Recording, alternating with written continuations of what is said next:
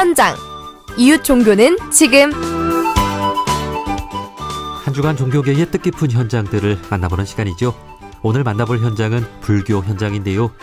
오늘은 4월 16일입니다. 세월호 참사 12주기 되는 날인데요. 어제 대한불교조계종 사회노동위원회 스님들과 불자들이 전남 진도 사고해역에서 희생자 304명의 극락왕생을 발언하는 기도회를 열었습니다. 자, 자세한 이야기 조계종 사회노동위원회 양한웅 집행위원장님과 말씀 나눠보겠습니다. 위원장님 나와 계시지요? 예, 안녕하세요. 예. 대한불교 조계종 사회노동위원회 집행위원장 양한웅입니다. 반갑습니다. 예, 반갑습니다. 네네. 자, 벌써 12번째 봄입니다. 어제 전남 진도 사고해역을 다녀오셨다고요? 예, 발걸음이 좀 무거우셨을 것 같습니다. 좀 어떤 마음으로 다녀오셨습니까? 사고 났을 때 그 부모님이 그 소식을 듣고 차를 몰고 달려가서 거기를 저희도 따라 내려가면서 일어나지 않았어야 될 사고, 충분히 한 명의 목숨이라도 잃지 않을 사고였는데 그 아쉬움과 해안 속에서 거기를 따라 내려가면서 돌아가신 분들의 건강왕생을 발언했습니다. 예. 자, 어제 기도회에는 사회노동위원회 스님 10분이 함께 하셨고 또 희생자 네네. 유가족들도 함께 하셨다고요? 그렇습니다.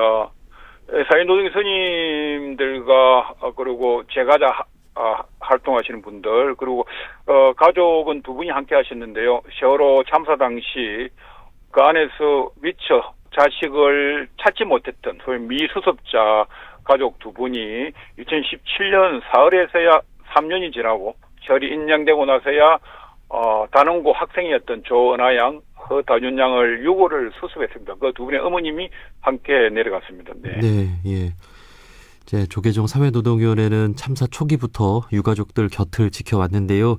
네네. 12년이라는 시간 동안 가장 네. 잊혀지지 않는 장면이나 우리 위원장님 마음속에 깊이 남아있는 순간이 있을까요? 저거 잊혀지지 않은 장면은 제가 세월호가 올라올 때, 소위 인양돼가지고 배가 모습을 드러낼 때, 예.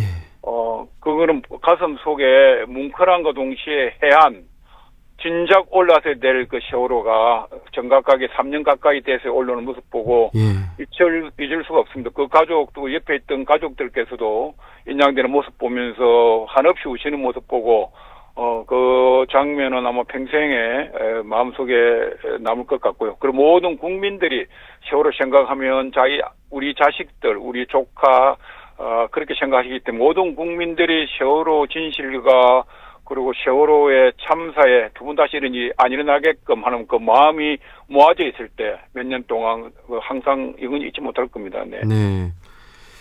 자, 12년이 지났습니다. 우리 위원장님께서는 늘 이렇게 유가족들 곁을 지켜 오셨는데요.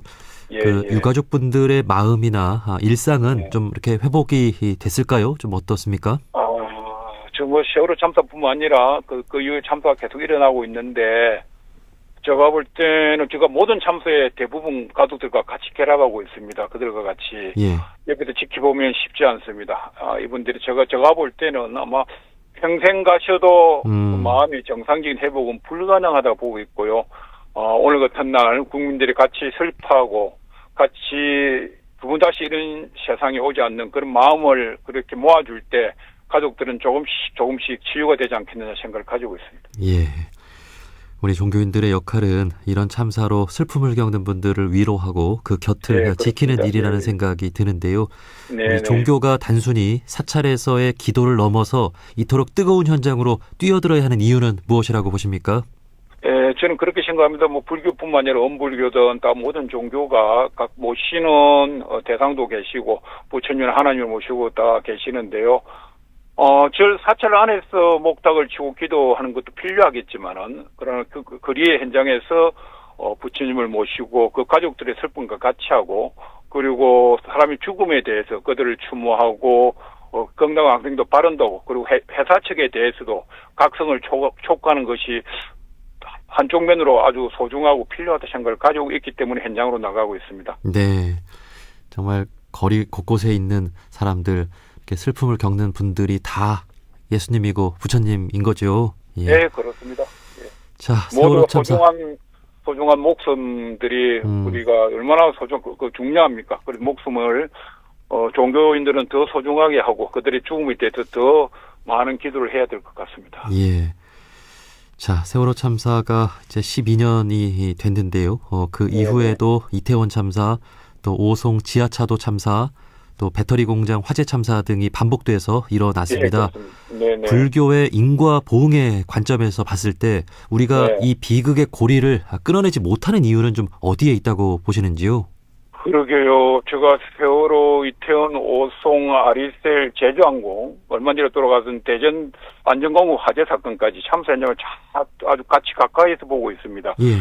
한마디로 말하면 현장은 바뀌지 않았다. 위에서 대통령이 아무리 지시해도 제가 노동부든 그 회사든 그리고 경찰이든 소방이든 다 열심히 하고 있지만은 근본적으로 많은 일은 바뀌지 않았다 생각이 들거든요. 예. 예를 들면 세월호도 그렇고 한 명의 주의력이 만약 선장이 집중력이든 주의에 대한 마음이 있었다면 다 살릴 수 있었고 이태원도 경찰 한 명이 올바르게 전화만 받고 수많은 수십 통의 전화가 왔는데도 소홀히 했습니다.